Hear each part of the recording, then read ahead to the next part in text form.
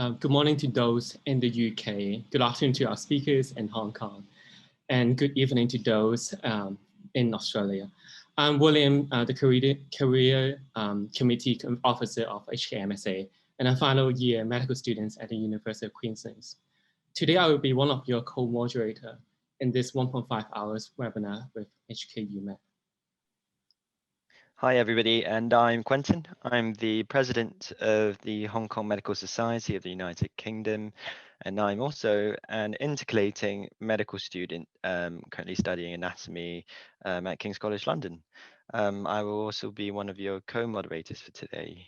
We're grateful to be collaborating with HKU Med for today's webinar, Wolf 140 for 140 Global Recruitment Webinar. And we are honoured to be joined by doctors from HKU who will be sharing with us an overview of HKU Medicine, the HKU Shenzhen Hospital, Gleneagles Hospital, curriculum modernisation, as well as some personal experience sharing from professors who were trained overseas and now working in HKU. For our guest speakers for today, we have Professor Vivian Lin, Professor Joseph Lloyd, Professor Gilberto Leung, and Professor Wai Kong Leung. For the sharing session, we also have Dr. Gordon Wong, who trained in Australia, and Dr. Mandy Chan, who trained in the UK as our speakers. Welcome all. Before we proceed, there are a few housekeeping items to go through. There will be a 40 minutes Q&A session after the sharing session, and during that time, please feel free to ask any questions in the Zoom chat.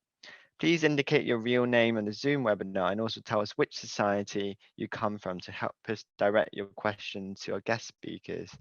And also, please keep your microphones and cameras off throughout the event until the very end, where we would love all of you to join in for a group photo. So let's welcome our first speaker, Professor Vivian Lin, who will also moderate the Q&A sessions. Just a brief introduction to Professor Lin. Professor Lin is the Executive Associate Dean and Professor of Public Health Practice in the Nikon Faculty of Medicine at HKU. She received her bachelor's degree at Yale University and subsequently earned a master's degree and doctorate in public health at University of California, Berkeley. She has over 30 years of experience in public health, having served as chair of public health at La Trobe University in Melbourne, before served as the director of health system in Western Pacific Regional Office at the World Health Organization. She also served on multiple academic, government, and committee bodies. Professor is also the author of several leading textbooks in Australia on health policy. Now, I shall pass the time to Professor Lin. Professor Lin, please. Thank you so much, William and Quentin. And good morning and good evening and good afternoon to everyone. It's our great pleasure to be spending this time with the future doctors who are Hong Kongers, but training in UK and Australia. And from the entry polling, we could see that some of you just starting out kind of thinking about how do I plan my future? And others of you are getting towards the end and probably thinking, oh, I better figure something out about what I'm gonna do next. So we're really happy to give you an overview of what we're doing, what opportunities exist at Hong Kong, and share the experiences. Let me start by introducing my colleagues who will also be sharing their experiences, because even though some of them will be talking about parts of the faculty, they also have their own overseas training experiences. Can I start with Joseph, please? Hi, everyone. I'm Joseph Lloyd. I'm the Associate Dean Clinical Affairs. I'm also a foreign graduate. I graduated in University of Sydney back in 1981. So I did some training in Australia, 2 years of residence and 1 year of anesthetic registrar. And then I come back to Queen Mary to finish my anesthetic training. So I'm an anesthesiologist by training. And I did I built up my career in anesthesia, consultant, chief of service, and then must be about 14, 15 years ago, I must have gone through sort of midlife crisis, decided to change to management. So I moved from sort of anesthesiology to risk management, and then eventually to hospital management. So I sort of, when I retired from hospital authority, I was the cluster chief executive of Kowloon East and then I got employed by Hong Kong U as a professor of clinical practice. So basically, that's me. I'm going to give you a quick introduction of our teaching hospitals. But Vivian, you have let everyone introduce themselves first, right? Yes, yes. So let's go to Gilberto. Hello, good afternoon, everyone. Sorry, I'm a little bit dark. I was trained in London. I worked in London for a while, and then I came back to Hong Kong in '95, where I joined the hospital authority and completed my training in neurosurgery.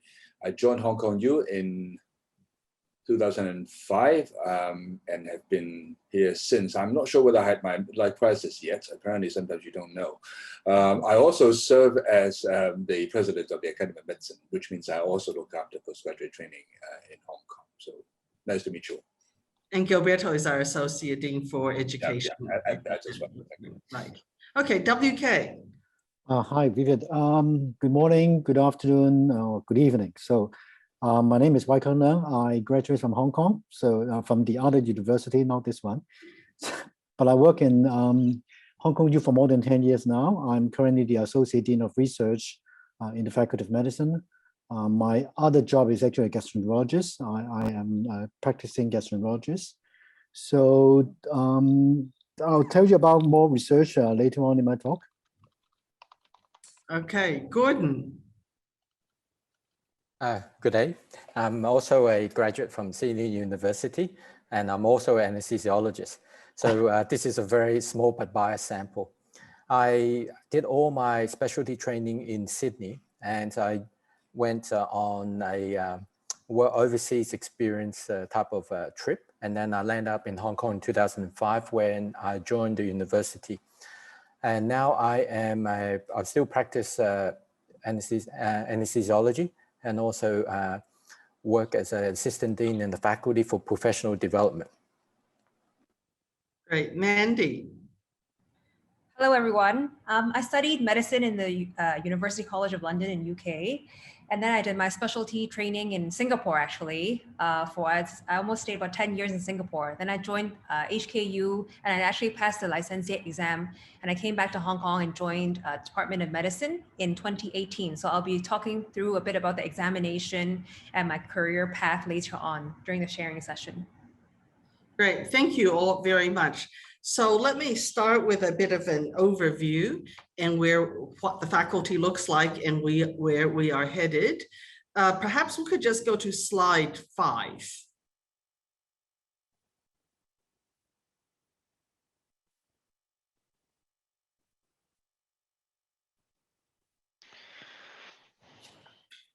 Okay, you're going to make that slideshow? Great, thank you so much. Okay, so the medicine faculty at Hong Kong U is the oldest in Asia. We celebrated the 130th anniversary about 4 years ago. And it was also the first faculty when Hong Kong University was established in 1912. Today, it accounts for about 1/3 of the university. We are the largest in terms of staff, in terms of students, in terms of research. Next slide. Now, universities these days pay a great deal of attention to rankings, and we're pretty proud of where we stand, especially because compared to many others with the similar ranking, we are actually quite small. So we could be said to be punching above our weight. 4th in Asia, 28th worldwide by Times Higher Education, and 39th by individual subject in medicine in the QS. Next.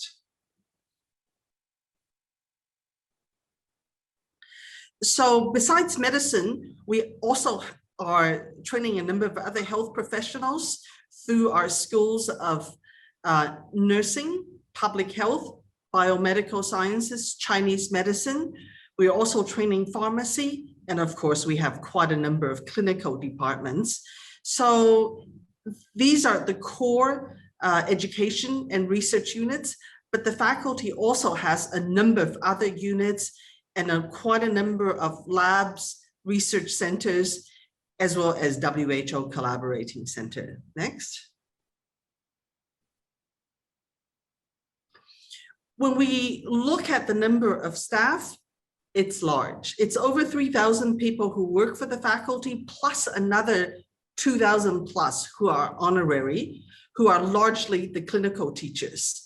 The professoriate itself actually is only, you know, a little over 10% of the total staff. That's because we have a lot of teaching staff, a lot of research staff, and research support staff. So, and of course, some of these, the research also graduate onto the professoriate. Next. And of course, the staff are here to serve the students. The medicine program, Mbbs, is of course the largest and the core.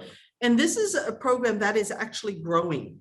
The government has most recently asked for the admission numbers to be increased to 265 from 235. It will go to 295 next year, and we expect that trend to continue. Nursing has also grown because in Hong Kong, we have both medical and nursing workforce shortages. And what you see here are largely the kind of numbers that are planned by government. But we also have a new program on Bachelors of Arts and Science in Global Health Development, and that one is actually done jointly with 6 other faculties. So there's a variety of teaching programs within the faculty. Next. Our research postgraduate students are also a very important part. So the full-time PhDs obviously constitute the largest group of the 781 students, followed by the full-time MPhil students. But we also do have people who are enrolled part-time at both the master's and the doctoral levels. Next.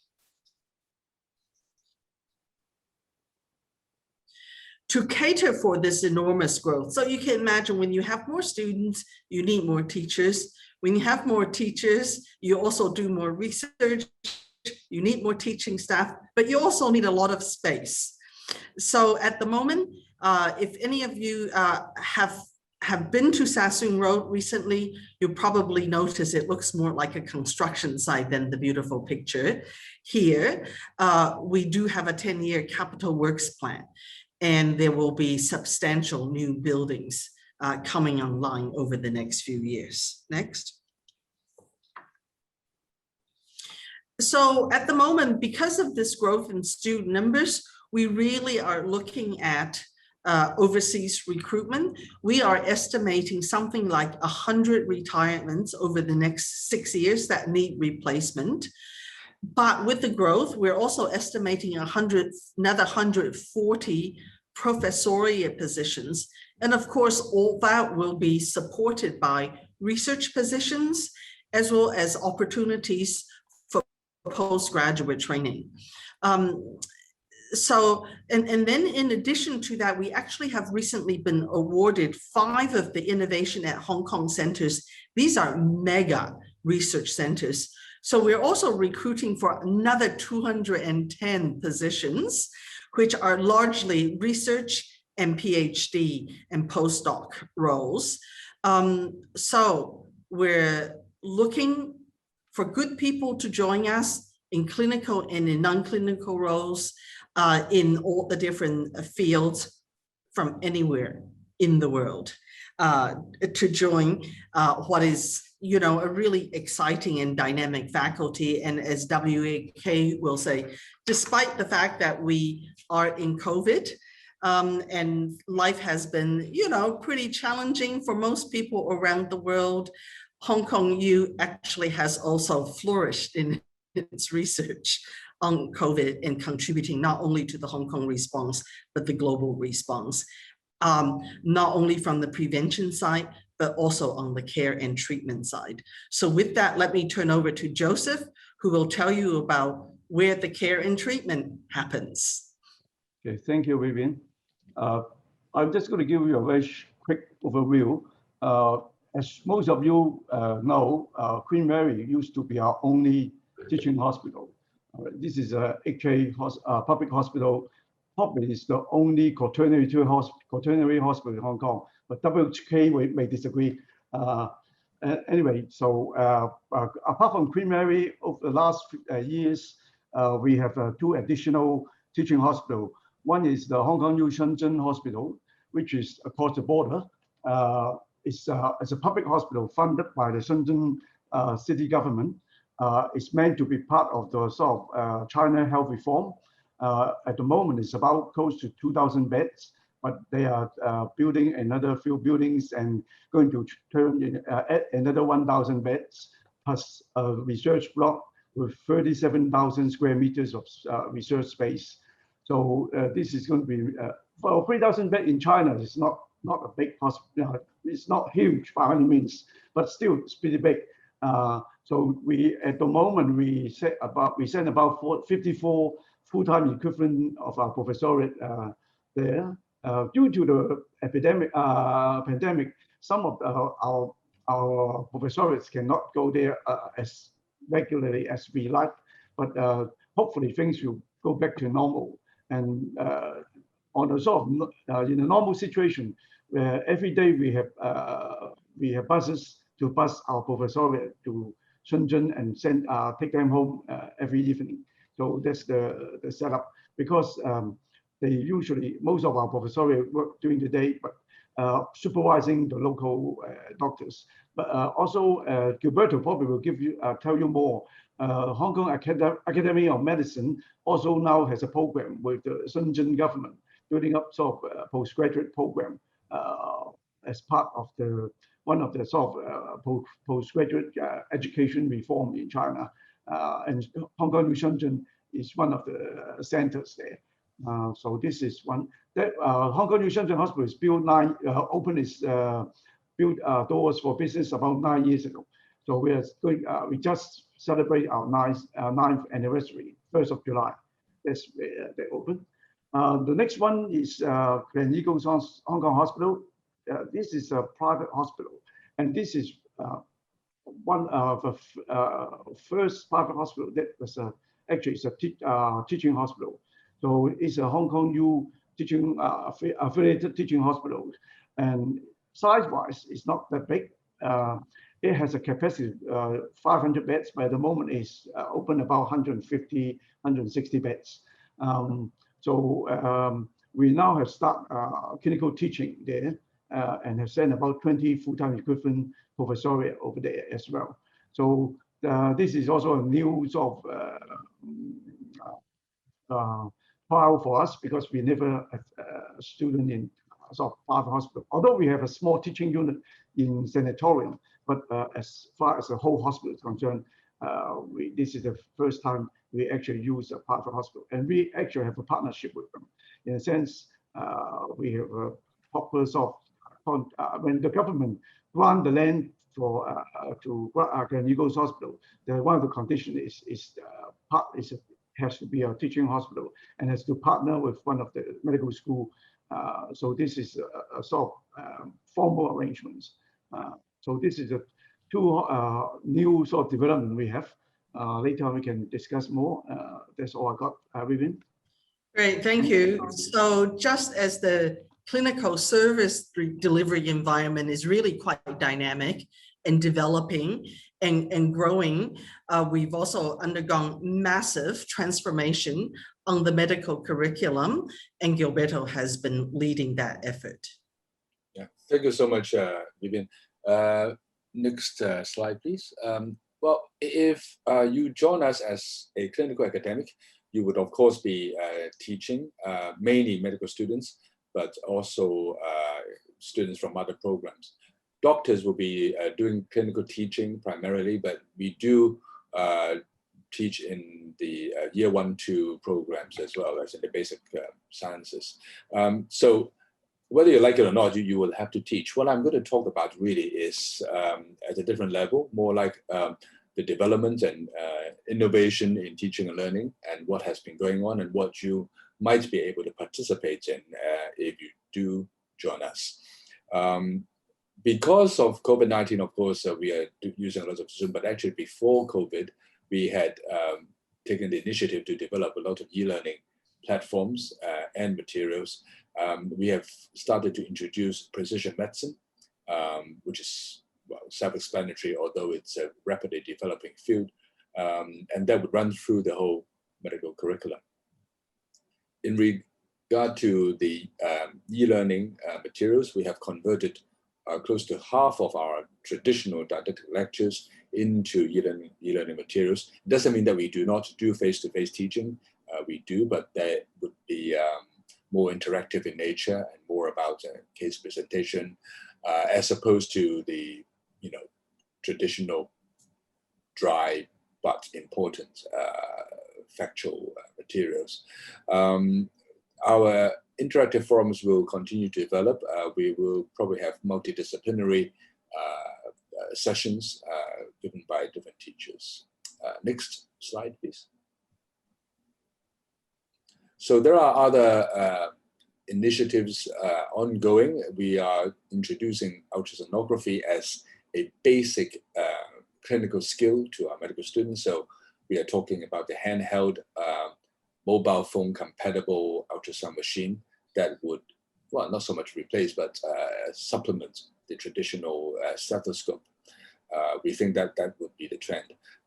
We use simulation now, in particular for, say, teaching of anatomy. Telemedicine, because of COVID, has become very important, and we are training our students how to conduct telemedicine properly. So it's not about telemedicine as in teaching, but telemedicine as in practice. We are now revamping our clinical clerkships, the year 4, 5, 6 ones. So what you see on our website now may not be applicable anymore in a few years' time, hopefully, if I succeed in revamping it. Next, please. So looking ahead, we are now moving on to a more technology-based approach to teaching. Having said that, we gained from our experience in the last 2 years that face-to-face interaction is extremely important. Conversely, the lack of it can be detrimental to our students' well-being as well as learning. So we will continue to maintain a lot of interaction and face-to-face contact with our students, both on campus and also in our teaching hospitals. We have many affiliated hospitals in Hong Kong. So if you teach at Hong Kong UMed, you will be, well, you could be teaching for our students outside Queen Mary. You could be working in other hospitals and teaching our medical students. But if you do join us as academics, then you will be working mainly at Queen Mary Hospital and conduct our clinical teaching at Queen Mary. Vivian, maybe I'll stop here. I'll leave time for Q&A. Okay, thank you so much. Last but not least, let's go to WK, who will give an overview of some of the extraordinary things happening on the research front. Okay, thank you, Vivian. So I'm just going to tell you about some research development in the faculty, in case you are also interested in research, because as a clinical academics, all of us do research. So you should know that Hong Kong UMed is a very research intensive institution. So if you look at this, is the recent research assessment exercise of the university grants committees, which is basically like the REF experiment in the UK. So you can see that when compared to our sister institute, HK UMed actually is better than our sister institute in north of Lion Rock.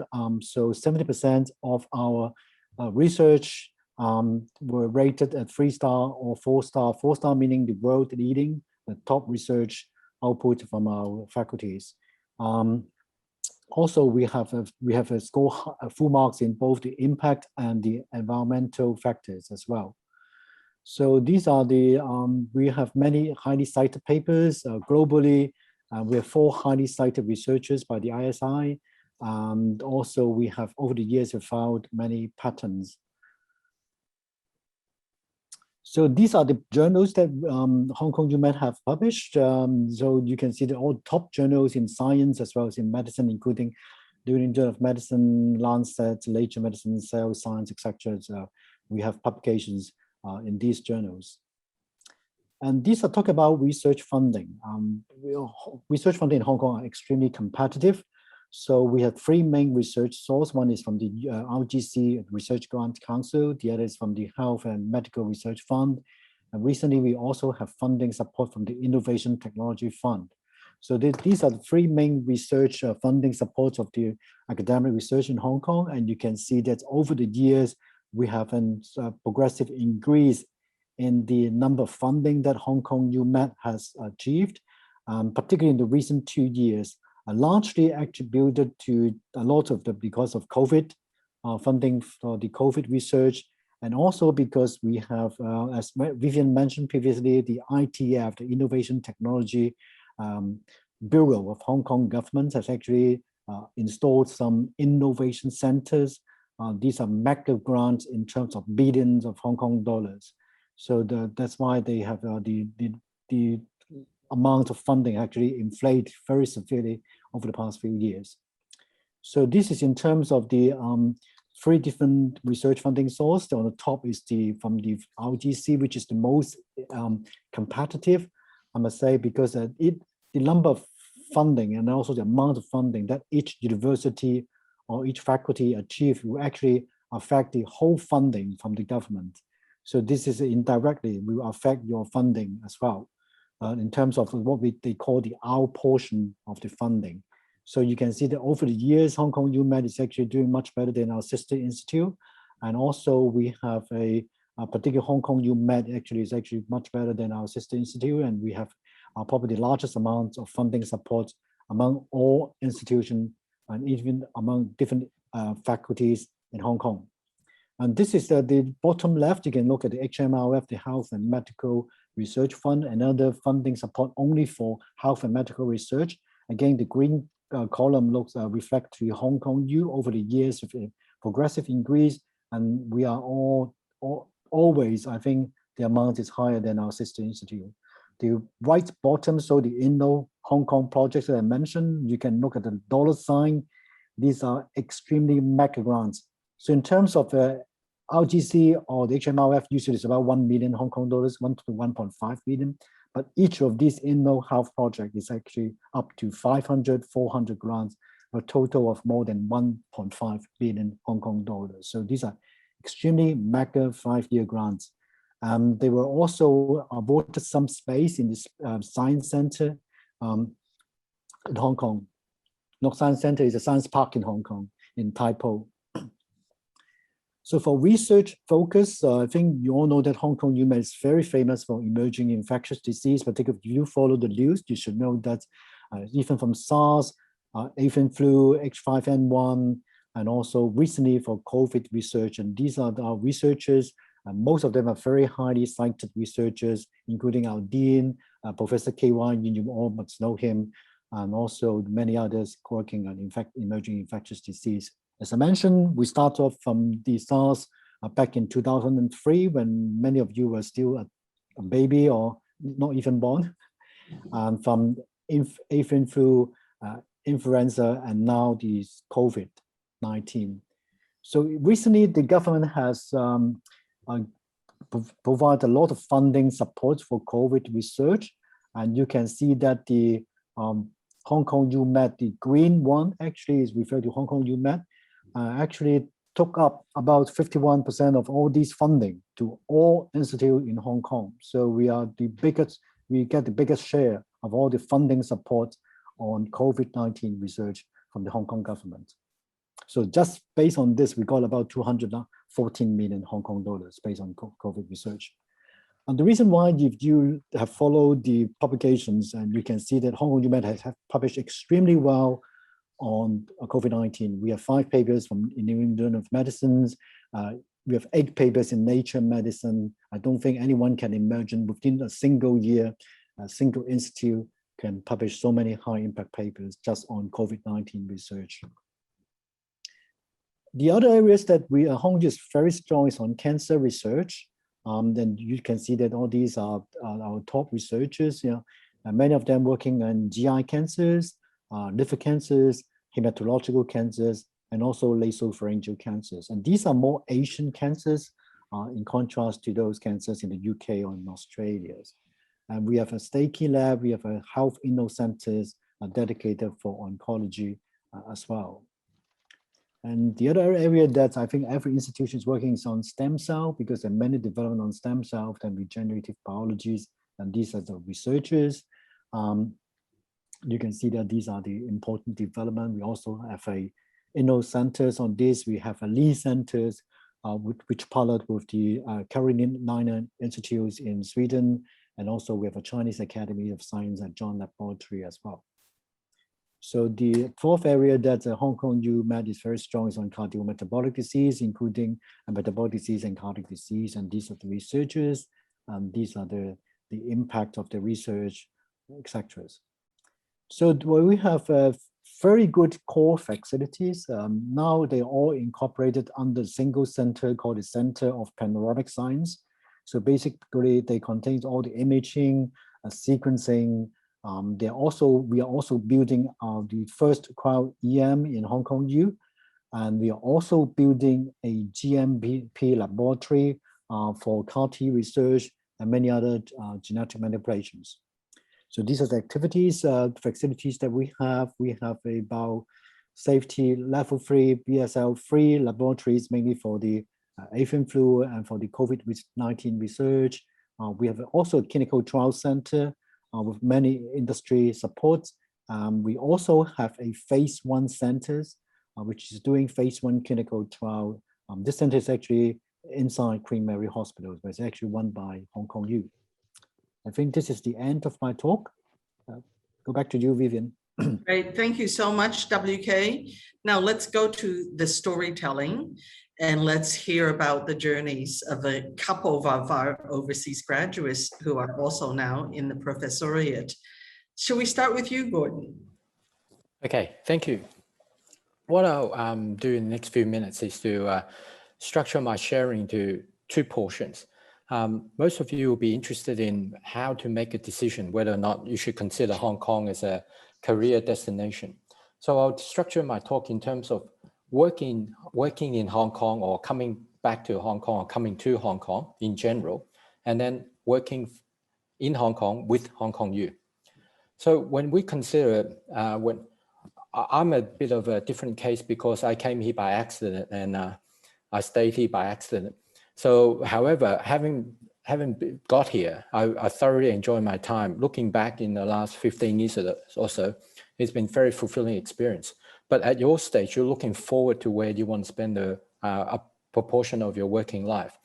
So I would encourage you or suggest you look at it in terms of professionally, culturally, and in terms of your lifestyle and personal choices. Now, professionally, medicine is similar and different, or in a sense. If you look at yourself, your MBBS or your undergraduate training as just a way of thinking, rather than a fact-gathering, knowledge accumulating exercise, then you'll find it much easier to adapt to a different working environment. Of course, having said that, there are differences in practice in Hong Kong versus United Kingdom versus Australia. You know, people in Hong Kong tend to be smaller. They tend to be a little bit more respectful of doctors. And so there are these things to tinker with. Now, culturally, that was my biggest challenge. I left Hong Kong when I was 7, and I didn't return till I was over 30. So that 20-odd years of absence really made me more of a banana, yes, yellow on the outside, white on the inside. And it took me quite a lot of time to adjust back into Asian culture. So one thing you can consider is that how Asian are you? Now, if you were born in Hong Kong and just left for tertiary education, you shouldn't have a problem. But if you left Hong Kong or Asia a bit earlier than that, there's something to consider. And so finally, lifestyle and personal choices. By that I mean is that what type of life do you want?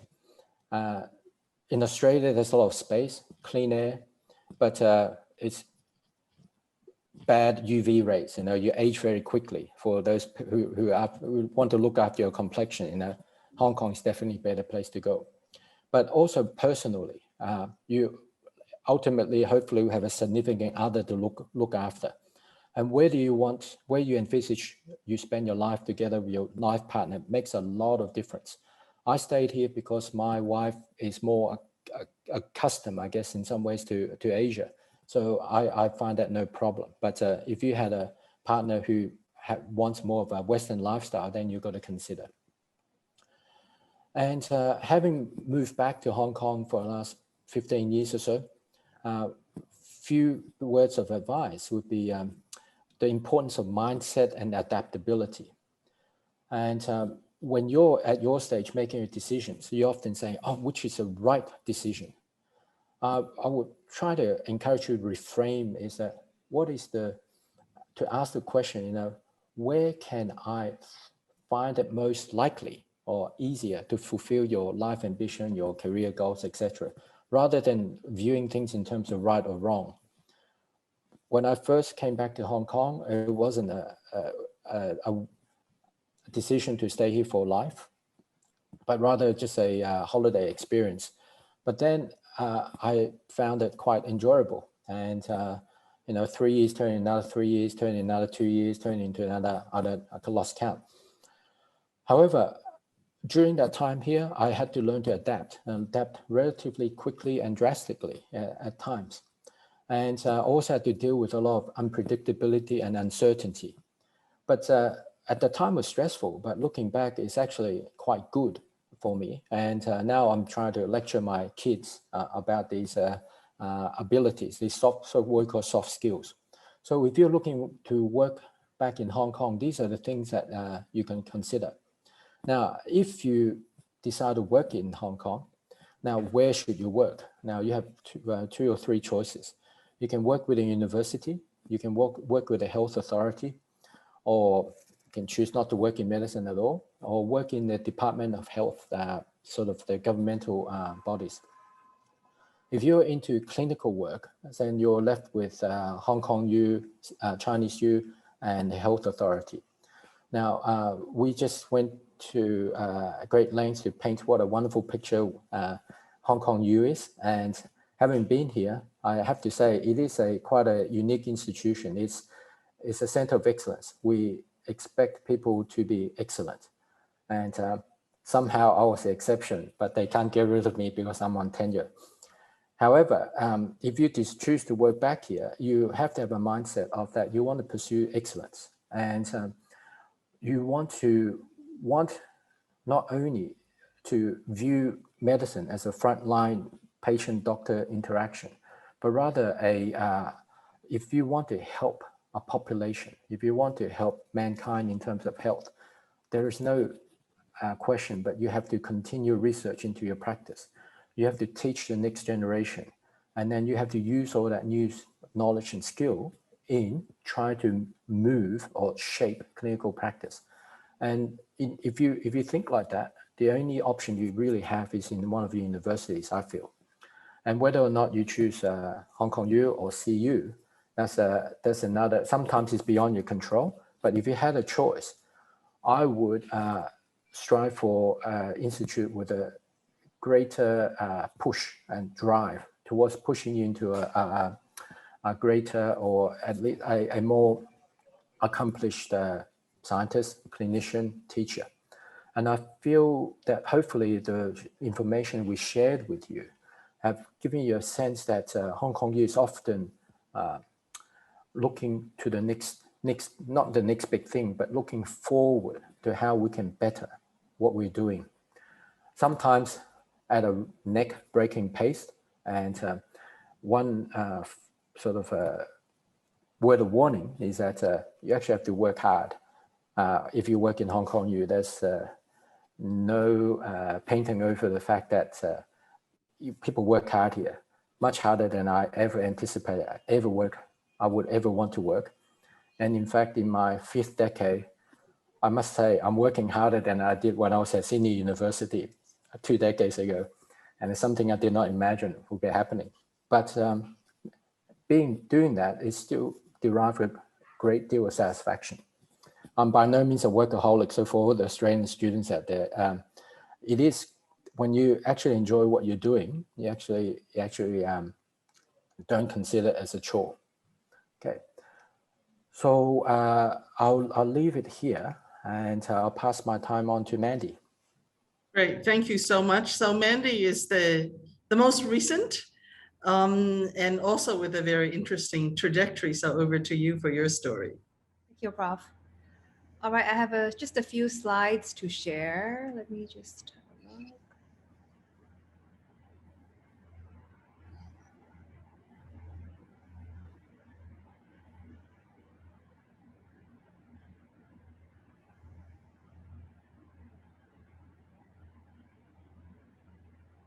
Oh, 不如我叫我之前 email 個 slide 可唔可以幫我 load 一 load 啊？唔該。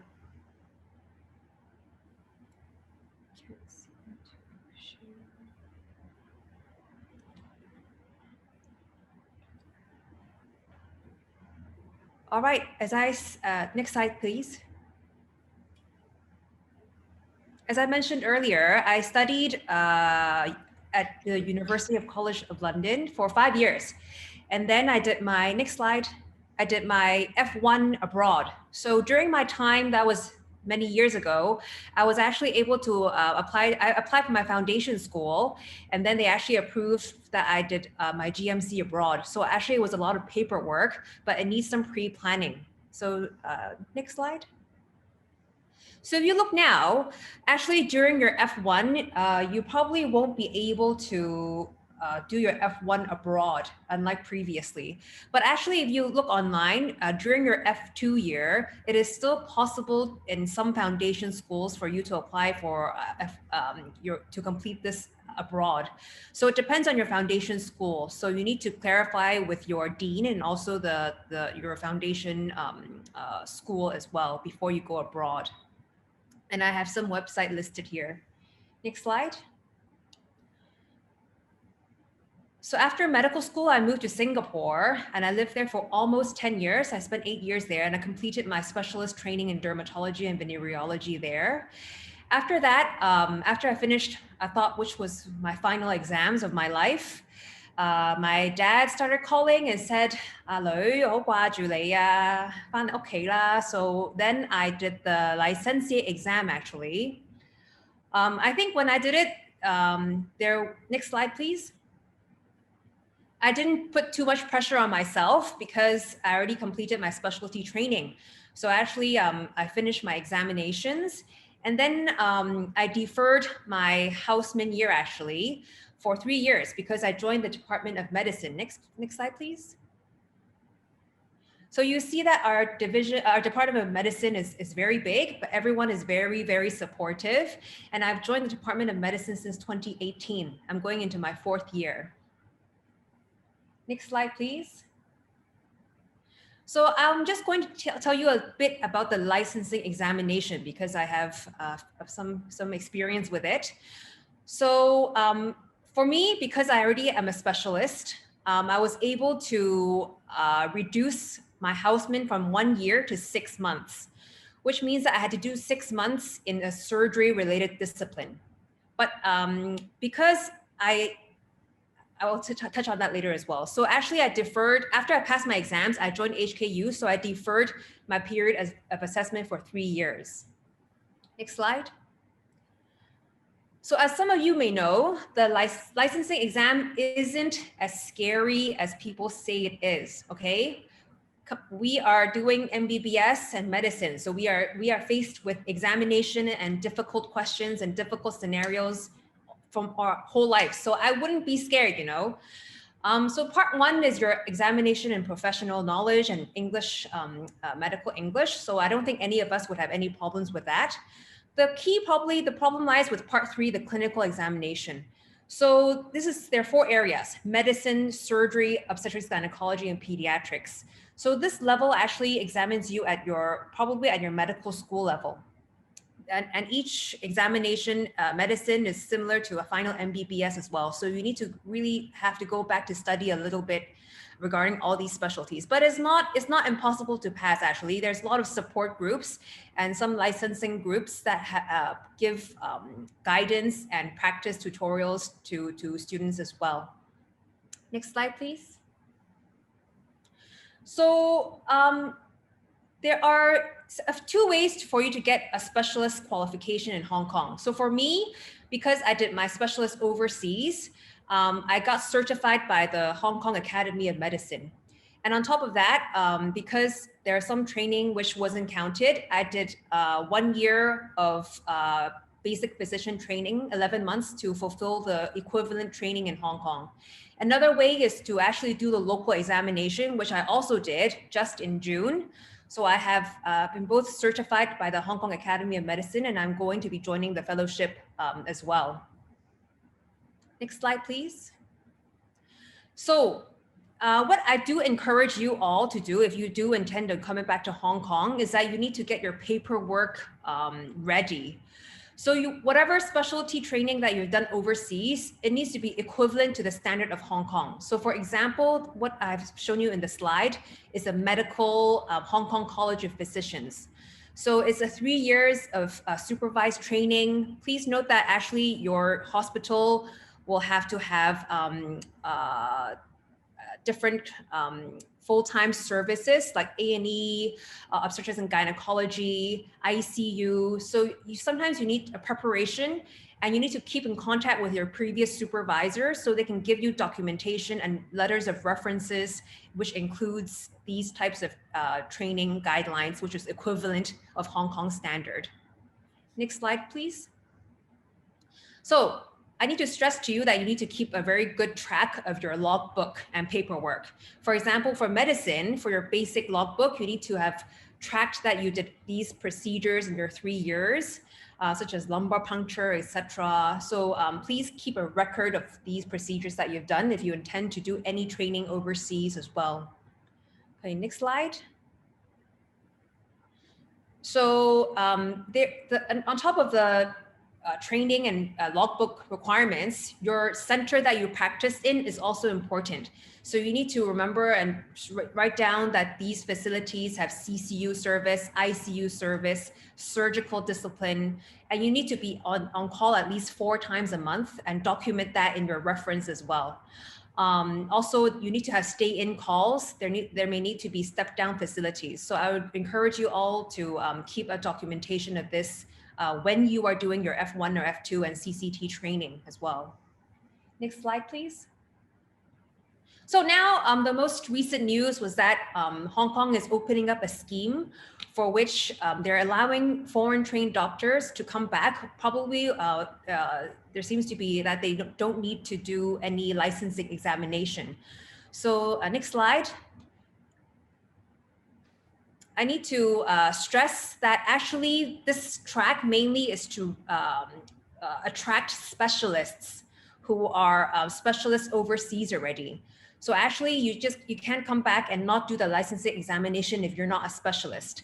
And also it's important to remember that to be recognized as a specialist equivalent in Hong Kong, you need all your paperwork, and you may need to do some other years of training of basic physician before you get recognized as a specialist.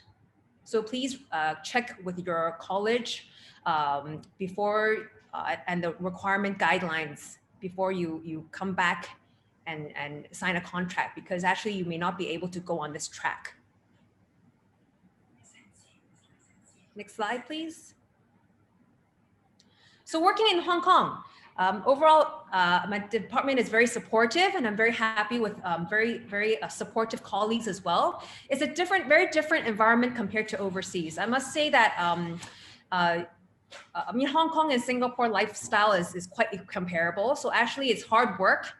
I need to emphasize that you need to keep all your documentation updated. You need to keep reference letters, keep an active and updated logbook, and you need to check with your college regarding your specialist accreditation requirements, and that is comparable to Hong Kong standards. Next slide, please. So you can see that our department is very happy. I'm always here to answer any of your questions if you do, because I think that I've done every possible examination there may be, and maybe even more examinations in the future. So it's not impossible, and I would encourage everyone to come back if they can. Thank you. Some of these are some useful websites that is helpful as well. Medical Council of Hong Kong, Academy of Medicine, Hong Kong College of Physicians, and the Medical Licensure Society as well. Thank you very much. Thank you so much, Mandy. I think that's been really, really helpful advice and probably starts to answer some of the questions that people have on their mind.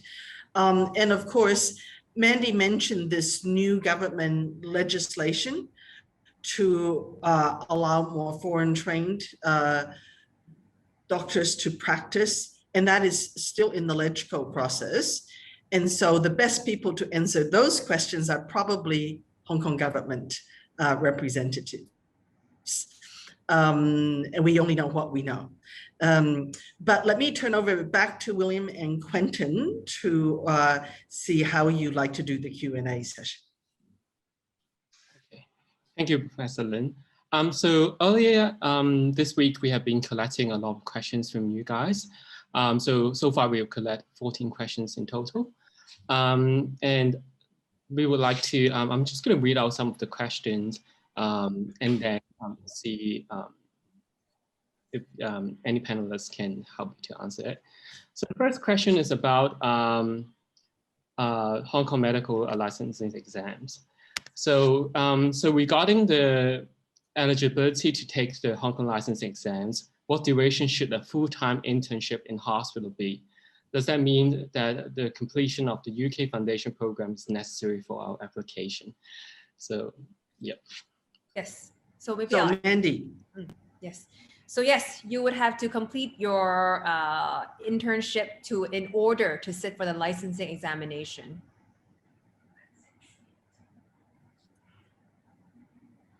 The next question is, could you tell us your experience of taking the board exams to practice in Hong Kong? Yep. Okay, Mandy and Gordon. I was, owing to my age, I was able to register in Hong Kong before '97. So I did not have to do the licensing exam. And because I completed my specialty training, I was able to apply for equivalency with the Hong Kong College of Anesthesiologists.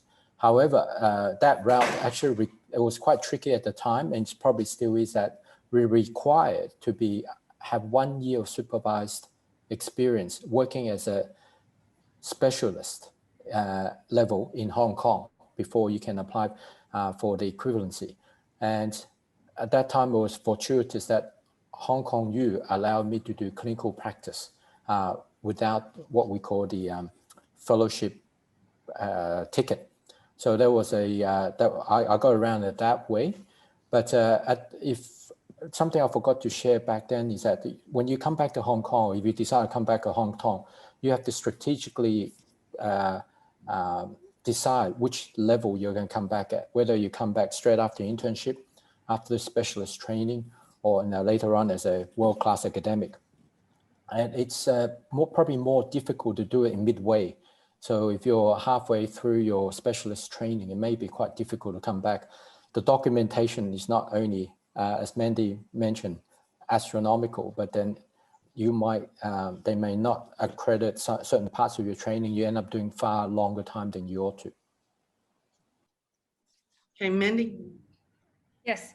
So the licensure examination is one way, but I would encourage you that actually if you are halfway through training or along your CCT program, to get your specialist accreditation first.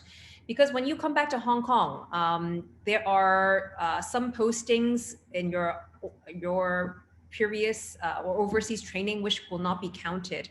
So you would actually, as I mentioned previously, you need to get all your paperwork and documentation in order.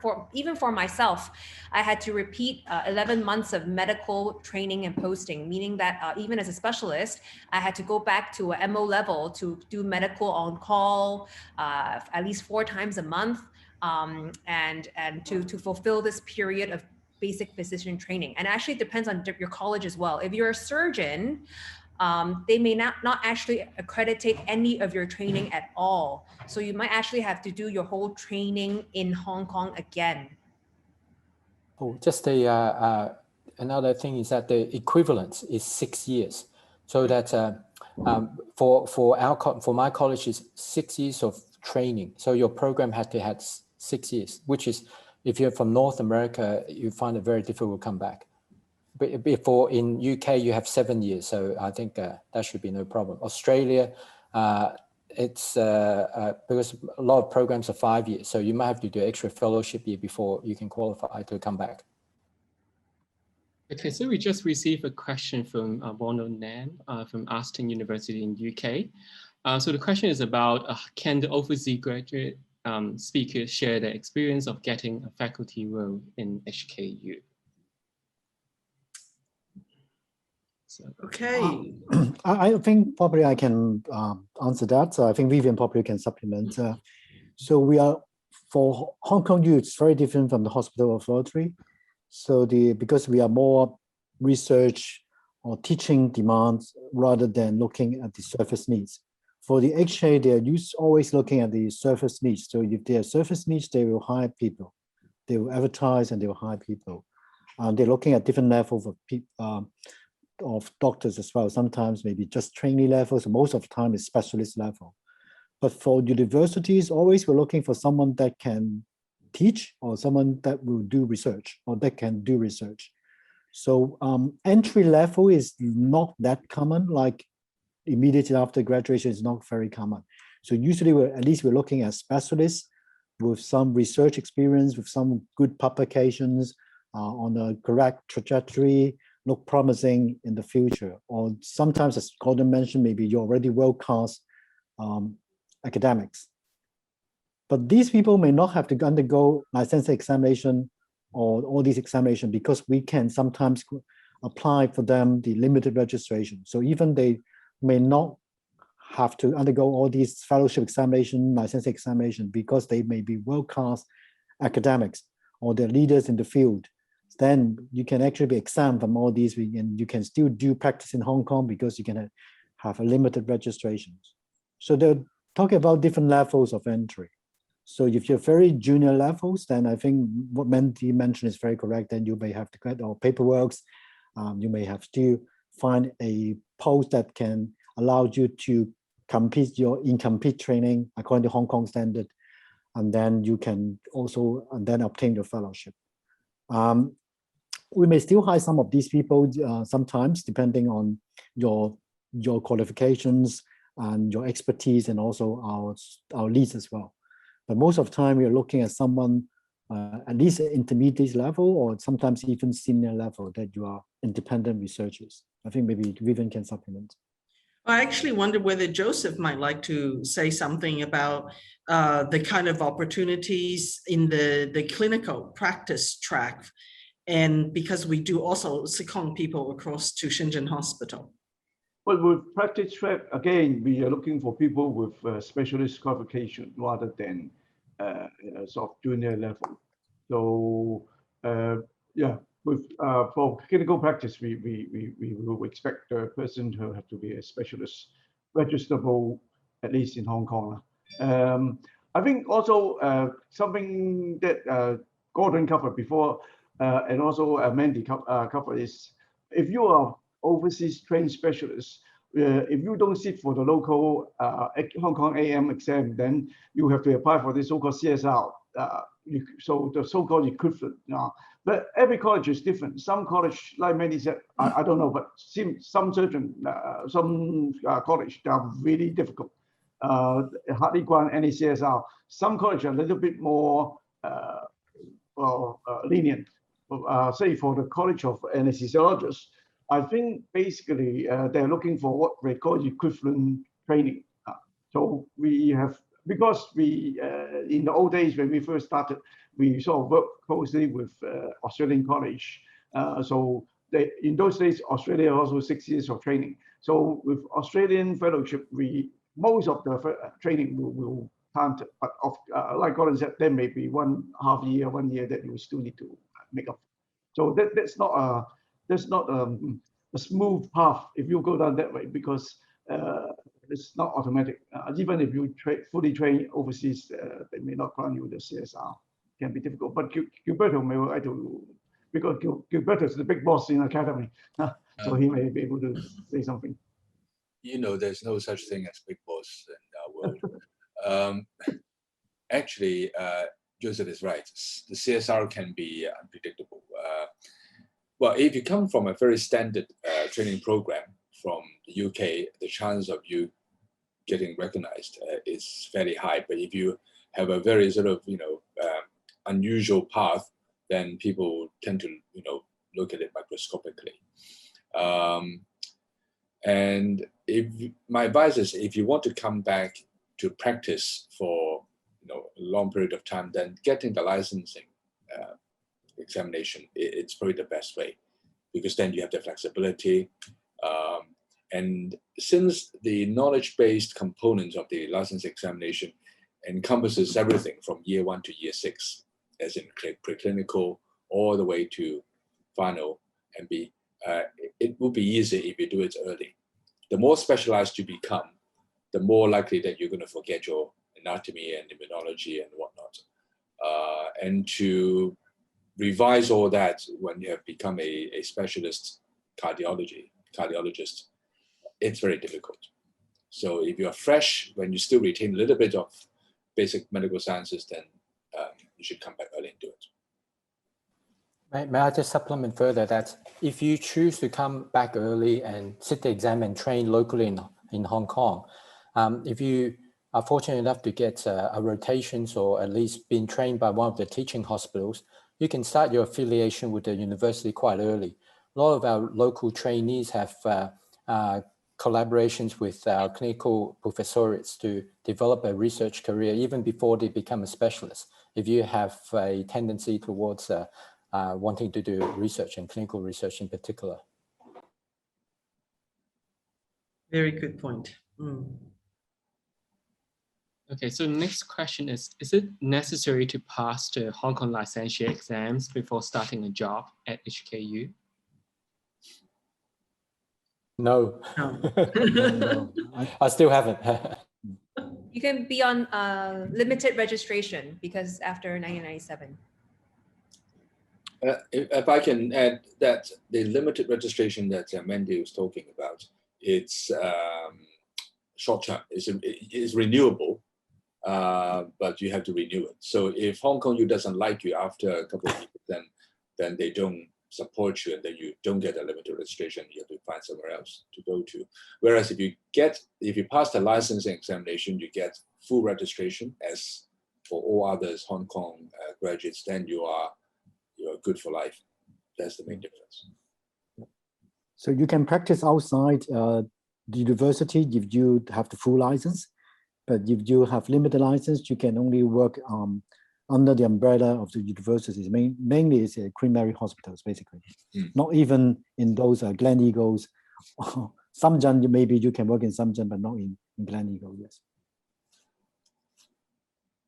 Okay, so the next question, moving away from licensure exams, the questions is more about working environment in Hong Kong. So the next question is it difficult to adapt to Hong Kong's working environment after being trained in Australia? So maybe Dr. Gordon, you can help me with that? It's not impossible. What I found, because subsequently, because I was a guy from overseas, I used to get handed all the overseas doctors to, I have to counsel them because they have an adjustment period usually. First month, they really love it. Oh, it's so exciting. So that, and then they get the local treatment and then they get depressed. And then at the end of the year, they really love it in retrospect. But a lot of people came for 1 year. So the issues are, as I mentioned earlier, is culturally and also professionally. Hong Kong is has a very, very efficient health system. It serves an unbelievable number of patients per day. And these numbers that you will never see in Australia, never will see in Australia. So because of that, some of the practices are different. And at first, when you come back from a foreign working environment, you can view it with a very critical eye. And however, after you've been here for a while, you realize that health systems and health practices have adapted because of the local situation and culture and the needs.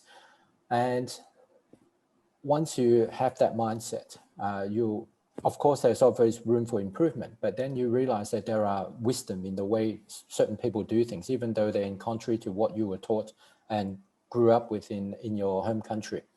So the way to adapt is to first evaluate the system, the work culture, evaluate rather than to criticize.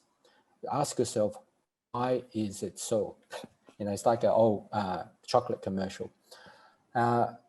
I'll give you one quick example. When I was trained in Australia, we're very much into day surgery, day of surgery, admission, and then kick people out afterwards. And then I could not really understand for the life of me why patients would choose to come to the hospital 2 to 3 days in the old days before hospitalization to get worked up for the pre-op. And one person explained to me is that most people have a very awful environment at home. They live in a 200-300 foot apartment with no one to care for them. So being in hospital is actually a godsend for them, and they actually get better care, even though from a health efficiency point of view, it's highly ineffective. However, having understood why, then you understand why patients behave a certain way, and you get less frustrated because it doesn't adhere to your home training and beliefs. Okay, Joseph, do you have any comments you want to add? You have to unmute. I think whether you can adapt is very personal. Yeah, it's whether you are a flexible person or not. So also, I think one part of adaptation is the way the system runs is especially like in my days, early 80s. When I come back to Hong Kong, it was a bit of cultural shock because the supervision is not that high. Once you become a MO, at that time you're called MO, then you are you're supposed to do things quite independently. But now things have gradually changed quite a lot. When I was the chief of service, that must be 10 years ago. Well, the junior resident doesn't get to do things independently quite that much now. So we are sort of moving towards this sort of highly supervised training. So I don't think from that angle, coming back from Australia, the gap is not that wide now compared to years ago. So from that angle, I think you're pretty safe. Nowadays, in Hong Kong, same as overseas, the training are very supervised and all very structured. So if you are a flexible person, you would like to sort of adapt, then I think quite easily, because especially if you are from Hong Kong originally, then I think it's a lot easier to adapt. But if you are from overseas, like if you are Caucasian, things may be a bit more difficult because of your cultural outlook and things like that. It's all personal, I think. If you put your mind to it, I'm sure you can do it.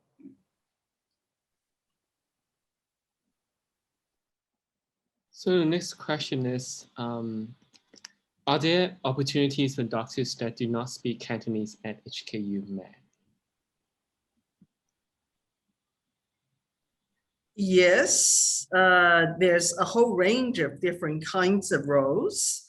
And indeed, Hong Kong U has a very, very international profile.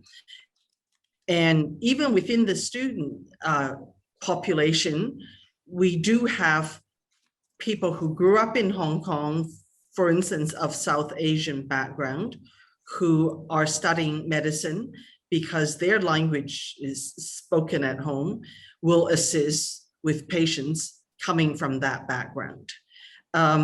So the Hong Kong population is not all Cantonese speaking, nor are the staff. But I wonder if anyone else wanted to add comments.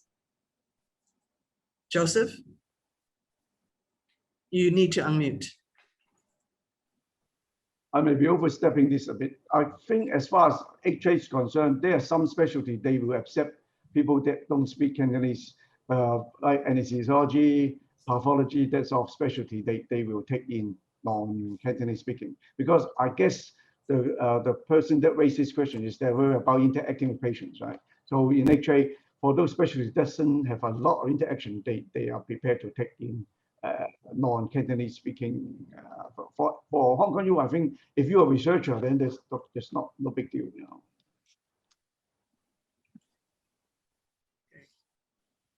so I'll pass my time to Quentin, who will help me to facilitate this Q&A session. Thank you. Okay, thank you, William. So the next question is from Manley from University of New England. Would I limit my career options if I return to Hong Kong straight after I finish my medicine degree in Australia? Just saying maybe there are less specialties in Hong Kong, or or the training programs are not recognized in Australia, etc.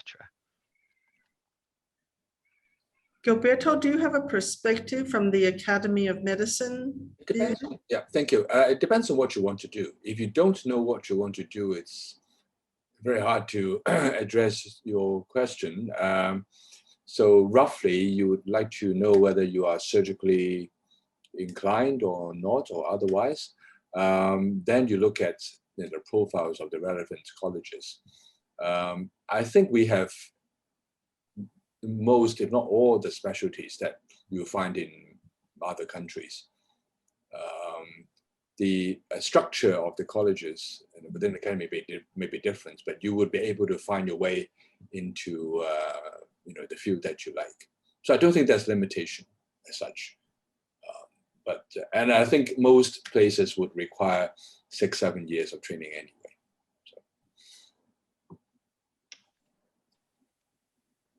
Okay, thank you. The next question is, what is the life of an academic physician/researcher? Could you share your schedule in terms of the amount of time spent in clinical, teaching, and research? What is the typical split between clinical time and non-clinical time among clinical academics at HKU Med? Why don't we start with Gilberto, go to WK, and then Gordon and Mandy.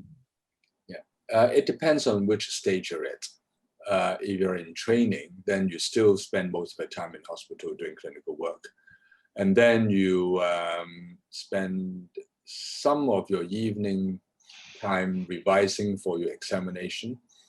And then the rest of your evening and the rest of your next morning, writing up papers. And then you have breakfast and repeat again. So it is actually quite demanding if you haven't completed training, because you have to do research, teaching, pass examination, and service.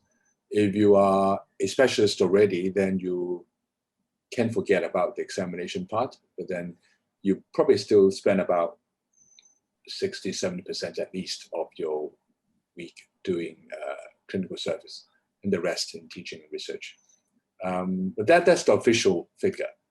In reality, you spend roughly about 100% doing clinical service and 150% doing research, 50% doing teaching. No, seriously, you don't expect a normal working 9 to 5 hours in clinical academic sort of schedule. But maybe that's only me. WK, do you do any better? Have you got more work-life balance, or are you competing with Gilberto for being crazy? No, I think the sad thing about Hong Kong academics is we don't have protected time. That's very sure. So I think we all have to do clinical service. Obviously, we have to do teaching as well. The rest of the time you can do research, which means usually is outside office hour, basically. So depending on whether you want to publish in New England Journal of Medicine, or you want to just be a co-author in a small paper, then I think it's up to you, your choice, personal choice. But if you want to be successful academics, I think you really have to sacrifice some of your spare time. That's very sure. I think globally, not even in Hong Kong, but the sad thing of Hong Kong is that we don't have fully protected time for research. I think Mandy, maybe Gordon will probably agree with me as well. Yeah, I can't compete with those two. And however, I think what I've learned and what I failed at is creating synergy between the teaching, the research, and the clinical work. Those who really thrive and survive manage to be able to synergize, meaning that your clinical work is your research work. And then while at the same time you inspire and encourage students. So if you're looking for if you ask the question how hard or how many hours of the work, this path may not be for you. However, if you truly like what you do or like the area you want to improve and achieve some sort of career satisfaction. As soon as you start moving this way, then you got to ask yourself, how can I best do this with the 24 hours I have? I think it'll be fine. I mean, I've made mistakes. I came back to Hong Kong relatively late, and I had to make a lot of cultural readjustments, which put me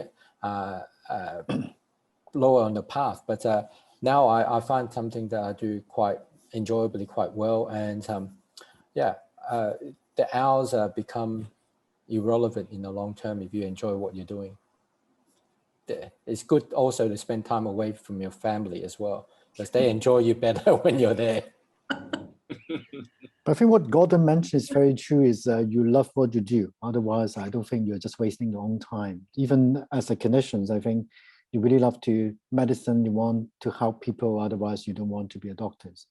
So I think as an academic researcher, you really have to love research, otherwise, because there's sometimes not much reward in doing research.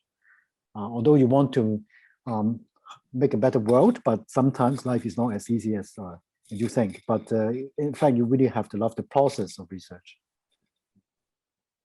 Mandy, would you like to add anything to that? Yes, I think as all the professors have mentioned, it's hard work. I'm in the practice track, and actually previously I was fulfilling my BPT hours. So on top of that, teaching on call, staying overnight, clinical duties, and academic work. So it's tough, but actually when you write something and you publish something, you feel a sense of achievement. So that brings you joy as well. But it is hard work. Yeah, it's a lot of hours. As Prof. Leung mentioned, there's no such thing as protected time, which you get for research. So mainly it's whatever time you can find to write what you can. Yeah. Okay, thank you, guys. So the next question is from Winsome. He's the doctor representative from HKMSA. And he's currently a PGY2 in Australia. So his question is, job applications will be open to locals soon, and pretty much all his colleagues are applying for a job next year. He wants to return to Hong Kong eventually. If he happens to be able to get into a specialty that he likes in Australia, would you recommend taking that offer, or to attempt LMC-HK instead and then try to get onto that specialty from scratch in Hong Kong?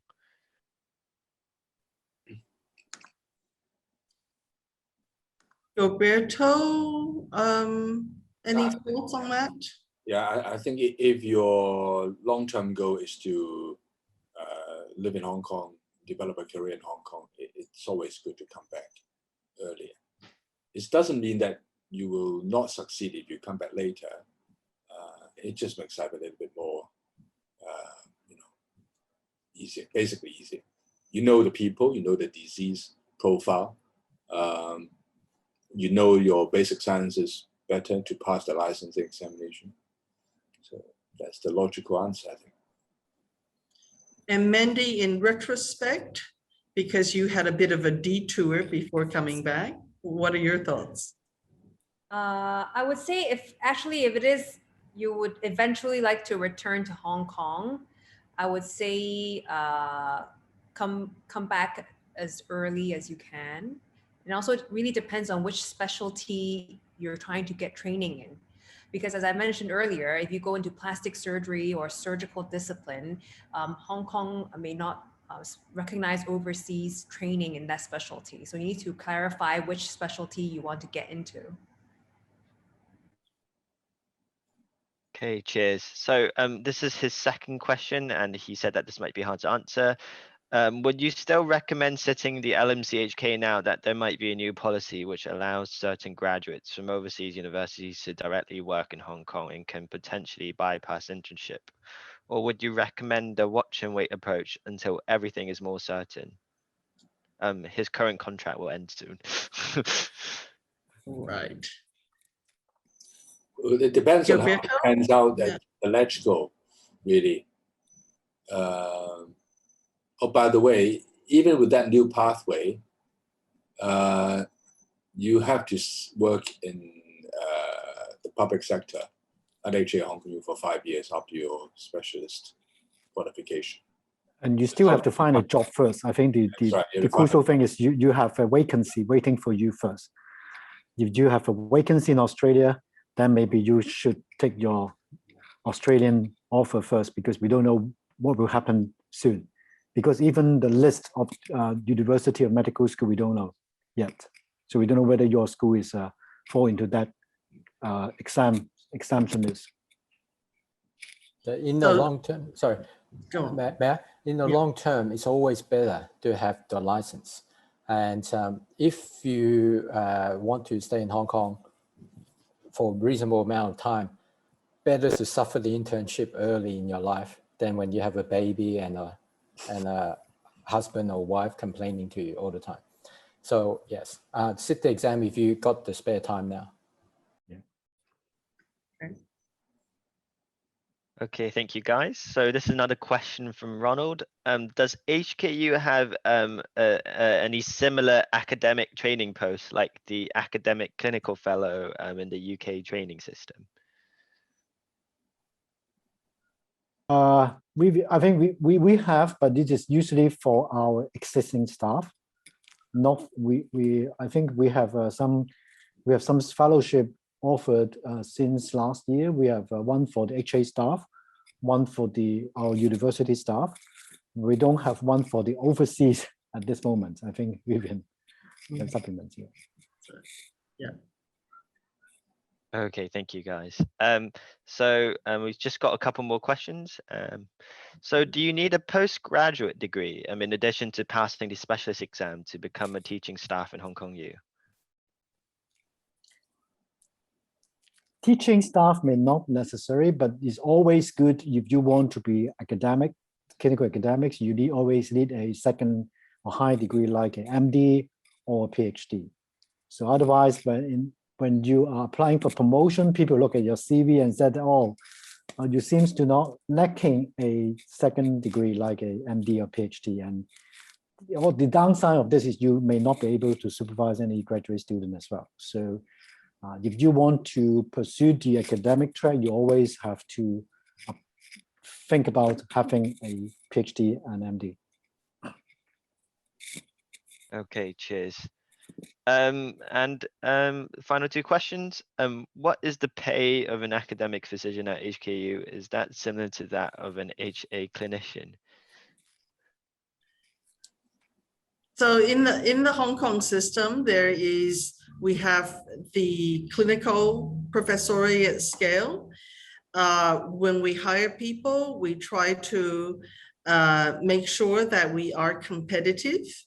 So if someone has been working at the hospital authority hospital, we will try and improve on the salary because we know it's hard work and we need good people.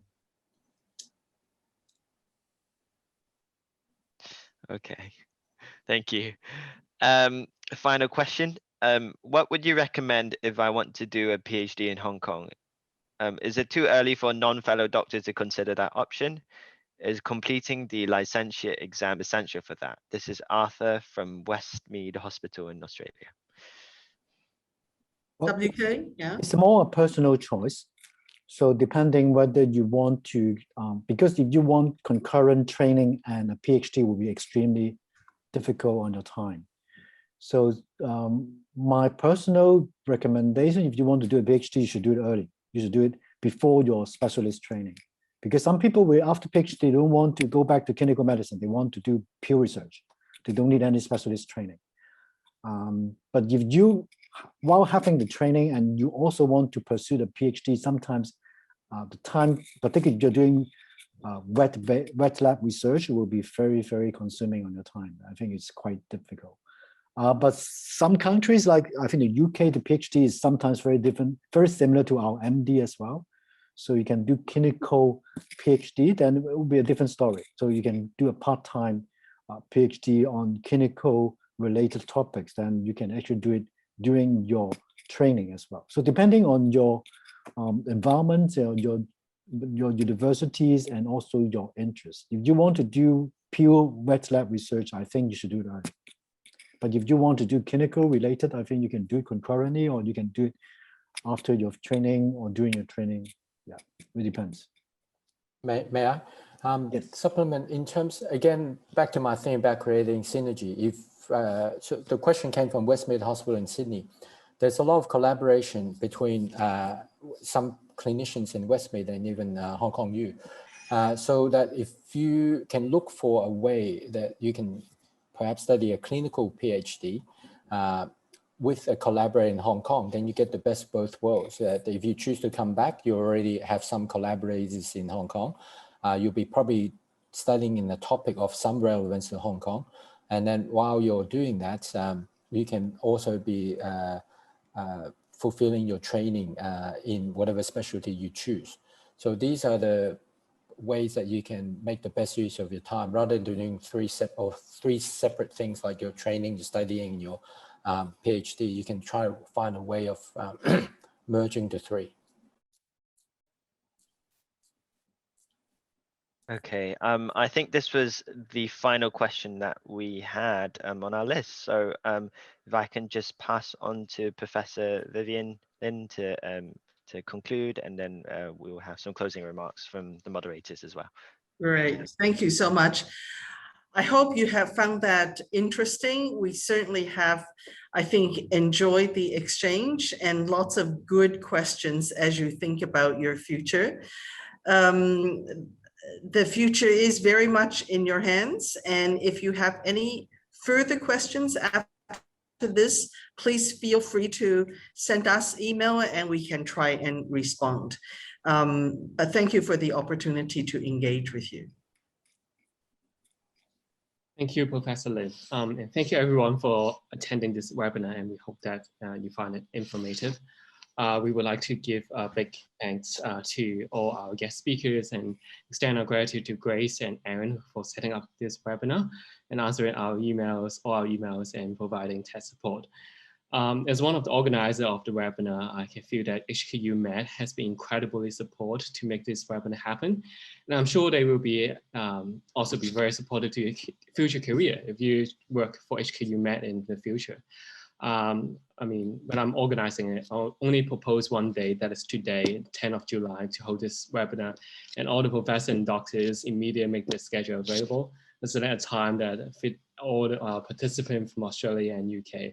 So big thank you to HKU for hosting this webinar.